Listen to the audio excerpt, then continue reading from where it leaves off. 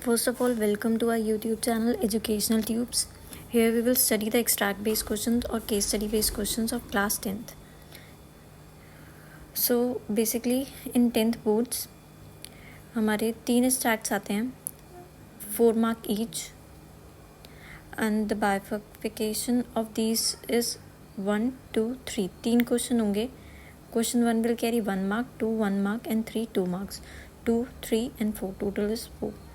ऐसे इंटू 3 हो गए तो 4 3 से 12. तो टोटल 12 मार्क्स के case study based extract based questions आते हैं. So here in this video will try to solve some extract. ठीक है, कुछ एक्सट्रैक्ट के रेफरेंसेस दिए हैं that you will try to solve on your own and then will discuss that. हमें यहाँ पे सोर्स दिया हुआ है, source A, source B, source C. This is the extract.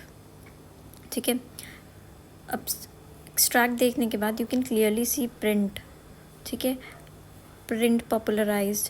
तो यहाँ से वी कैन एनालाइज कि the chapter is print media. If you don't और you can not analyse that doesn't matter. हमें तो सिर्फ क्या करना है कि पैराग्राफ को सॉल्व करना है. ठीक, अब यहाँ पे ये पैराग्राफ दिया है, you will read this paragraph. अब पैराग्राफ के बेसिस पे क्वेश्चंस होंगे. तो क्वेश्चंस कहाँ हैं? ये क्वेश्चंस.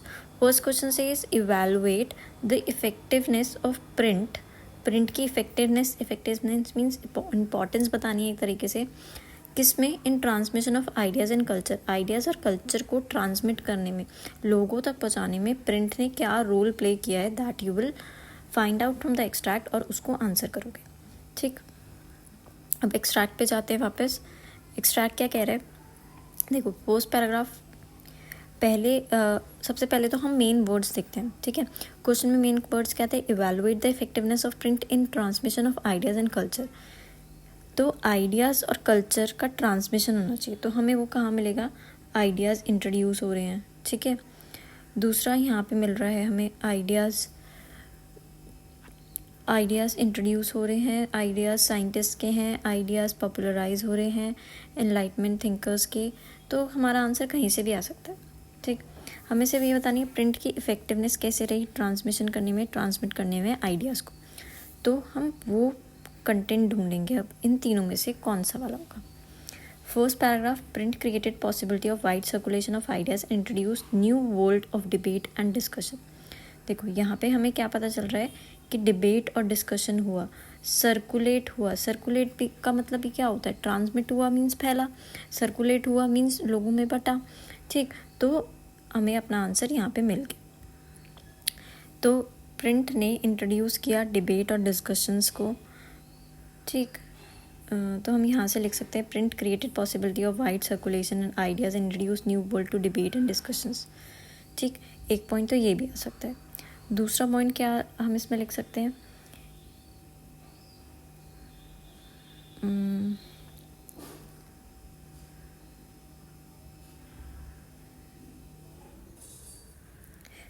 दूसरा पॉइंट हम यहाँ से लिख सकते हैं through the printed message they could now persuade people to think differently and move them to action. This had a significance in different spheres of life. ये दोनों पॉइंट्स हम फर्स्ट आंसर में लिख सकते हैं.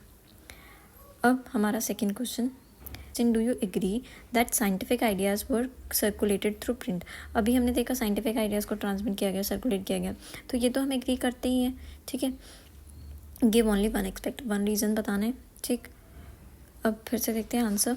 आंसर में हम यहाँ पे in the second paragraph we can see कि कैसे सर्कुलेट हुए, किसके थ्रू सर्कुलेट होंगे? न्यूज़पेपर्स के थ्रू. ठीक है, पैम्पलेट्स के थ्रू, जर्नल्स के थ्रू, चाप बुक्स के through. These were the mediums जिसके थ्रू सर्कुलेट हुए. उसके अलावा साइंटिफिक आइडियाज़ साइंटिस्ट के, फिलोसफर्स के, वो भी सर्कुलेट हुए. तो you can clearly find the answers from this paragraph. To be specific, यहाँ पे दिया हुआ है पब्लिश्ड मैप, साइंटिफिक डायग्राम्स. ठीक है, कौन से साइंटिस्ट थे? सर न्यूटन, इनके आइडियाज़, इनके थिंकर्स, इनके राइटिंग्स सर्कुलेट हुए. Next we have question number 3. Question number 3 कह रहा है to what extent did print culture create condition of French revolution. अब प्रिंट कल्चर ने फ्रेंच रेवोल्यूशन की जो कंडीशंस थी उसमें कैसे क्या योगदान दिया, क्या क्या हुआ प्रिंट कल्चर की वजह से, क्या हुआ, ठीक है, कैसे लोग इंस्पायर हुए, ये पूछना चाह रहा है बेसिकली। तो मूविंग ऑन टू दिस, यहाँ पे print culture and French revolution, यहाँ पे तुम्हें हेडिंग दिख गई फ्रेंच रेवोल्यूशन, तो you will find your answers in this only, ठीक है। प्रिंट कल्चर से कैसे कंडीशंस डेवलप हुई फॉर द फ्रेंच रेवोल्यूशन। अब प्रिंट कल्चर्स के जो आइडियाज़ थे उनने थिंकर्स को एनलाइट किया, ठीक है। Print culture popularise the idea of enlightened thinkers, एक लाइन ये आ जाएगी, ठीक। फिर दूसरी लाइन हम यहाँ से पॉपुलर थिंकर्स की ले सकते हैं। हमने पढ़ा है पॉपुलर थिंकर्स कौन कौन थे, रोज़ था, ठीक है। इनकी राइटिंग्स ने लोगों को इंस्पायर किया, कि वो अलग तरीके से सोचें, ठीक। उसके अलावा हम यहाँ पे इससे आगे भी लिख सकते हैं, collectively their writings provided a critical contemporary on traditional superstition despotism, यहाँ तक इसका आंसर आ सकता है। तो बेसिकली थर्ड क्वेश्चन का आंसर कहाँ से आएगा, थर्ड पैराग्राफ से ही आएगा, और प्रिंट कल्चर से लेकर डेपोटिज्म तक थर्ड का आंसर है। Now will move forward to the next passage. This is our second passage, ठीक। Today the world has been converted into large village with the help of efficient and fast moving transport, ठीक है। You will try to read the paragraph first of all, paragraph read करोगे, passage के questions read करोगे, you will try to solve the answers of this particular passage by yourself. Do one thing, you can pause the video here, ठीक है, video pause कर दो, passage solve करो, I am discussing the answers with you, passage solve करो, और फिर उसके बाद देखो, analyse your self, analyse your answers कि हमने 1 2 3 तीनों क्वेश्चंस के आंसर सही दिए हैं नहीं दिए, जो पॉइंट्स मैंने कवर किए हैं वीडियो में वो आ रहे हैं या नहीं आ रहे हैं, ठीक। So I am solving the answers, you will pause the video pause करोगे, आंसर सॉल्व हो जाएंगे, then you will play the video. Here the first question is why there is a need to interlink with the world. हमें interlink मतलब पूरे world से connect होने की ज़रूरत क्यों है, ठीक है। हमें पूरे वर्ल्ड से कनेक्ट होने की ज़रूरत क्यों है, हमें इसका आंसर थर्ड पैराग्राफ में मिल जाएगा। क्योंकि इंटरनेशनल ट्रेड्स ने हमें वाइटैलिटी दी है, इकोनॉमी को, हमारे लाइफ्स को इनरिच किया है, सस्टेनेबिलिटी और ग्रोथ लेके आई है, फैसिलिटीज़ लेके आई है, अमेनिटीज़ लेके आई है, जिससे हमारी लाइफ में कम्फर्ट है। बेसिकली अगर इसको का आंसर यहाँ से नहीं लिखोगे तो अपने आप से लिखोगे, अपने आप से पैराग्राफ को पढ़ के समझ के क्या आएगा कि हमें वर्ल्ड से कनेक्ट इंटरलिंक होना इसलिए ज़रूरी है क्योंकि डेवलपमेंट आएगा, डेवलपमेंट हो रहा है, ठीक है। डेवलपमेंट हम यहाँ से देख सकते हैं, डेवलपमेंट हो रहा है। दूसरा हम ये देख सकते हैं एडवांसमेंट हो रहा है, एडवांसमेंट, ठीक है। और हम तीसरी चीज़ यहाँ पे देख सकते हैं क्या हो रहा है, ग्लोबलाइजेशन हो रहा है, ग्लोबलाइजेशन होता है, ठीक है। ये तीनों चीज़ें हो रही हैं, डेवलपमेंट, एडवांसमेंट एंड ग्लोबलाइजेशन। इसलिए हमें कनेक्टेड होना, इंटरलिंक होना पूरे वर्ल्ड से ज़रूरी है। Now second question, and for the importance of means of transport and communication for socio economic progress. Socio economic progress के लिए ट्रांसपोर्टेशन और कम्युनिकेशन की क्या इंपॉर्टेंस है, ठीक है। तो हमें इसका आंसर कहाँ मिलेगा, पहले तो सबसे पहले ये ज़रूरी है, किस लिए ज़रूरी है, ट्रेड और इंडस्ट्री के लिए, ठीक है। डिफेंस का एफिशिएंट नेटवर्क है इसलिए ज़रूरी है, लोकल, नेशनल, ग्लोबल ट्रेड के लिए ज़रूरी है। उसके अलावा सेंडिंग और कम्युनिकेशन के लिए ज़रूरी है, सेंडिंग एंड रिसीविंग कम्युनिकेशन के लिए ज़रूरी है। उसके अलावा हम क्या लिख सकते हैं, डिफेंस हो गया, डिफेंस के लिए ज़रूरी है, ठीक है। उसके अलावा हम इस पैराग्राफ में लिख सकते हैं ट्रांसपोर्ट की वजह से movement of persons and products होता है from one place to another, and you can also give the examples railway, airways, waterways. इसकी वजह से लोगों का मूवमेंट हो रहा है from one part of the world to another. नहीं समझ में आ रहा तो ये वाली लाइन्स उतार सकते हो, India is building network with the rest of the world despite its vast size, diversity, linguistic, social, cultural, ठीक है। तो बेसिकली हमें इंपॉर्टेंस बतानी थी, पैराग्राफ को समझना है and then you have to answer, ठीक है। ज़रूरी नहीं है पैराग्राफ में ही पॉइंट्स मिले, कभी कभी उसे समझ के भी पॉइंट्स बनाने होते हैं। अगर यहाँ से पॉइंट्स मिल रहे हैं, तुम्हें समझ में आ रहे हैं तो वो लाइन्स लिख दो, उसके अलावा जो समझ में आ रहा है वो लाइन्स लिख दो। बेसिकली हमें इसमें क्या लिखना था, इंपॉर्टेंस लिखनी थी, ट्रांसपोर्ट एंड कम्युनिकेशन क्यों हो रहा है, ठीक है। तो सबसे पहले तो इसमें हमने ये बताया इंडस्ट्रीज डेवलप हो रही है, ट्रेड आ रहा है कंट्री में, ठीक है, लोकल टू इंटरनेशनल लेवल पे हम बढ़ रहे हैं। फिर हमने ये बताया ट्रांसपोर्ट की वजह से मूवमेंट ऑफ पीपल और प्रोडक्ट्स होता है from one place to another. फिर कम्युनिकेशन का प्रोसेस आ गया, हम मैसेजेस भेज सकते हैं। उसके अलावा हमें डिफेंस में भी इसके कहीं ना कहीं लोकल, नेशनल, ग्लोबल लेवल पे डिफेंस में और एफिशिएंट नेटवर्क मेंटेन करने में, कम्युनिकेशन ट्रांसपोर्ट में इसकी ज़रूरत है। एक पॉइंट यहाँ से आ जाएगा if you are following the lines, और दूसरा पॉइंट यहाँ से आ जाएगा। It is evident that defense and efficient network of transport and communication is prerequisite for local, national and global trade of today. ठीक, now moving on to the third question. Third question क्या कह रहा है? Third question कह रहा है how does trade strengthen the economy of country.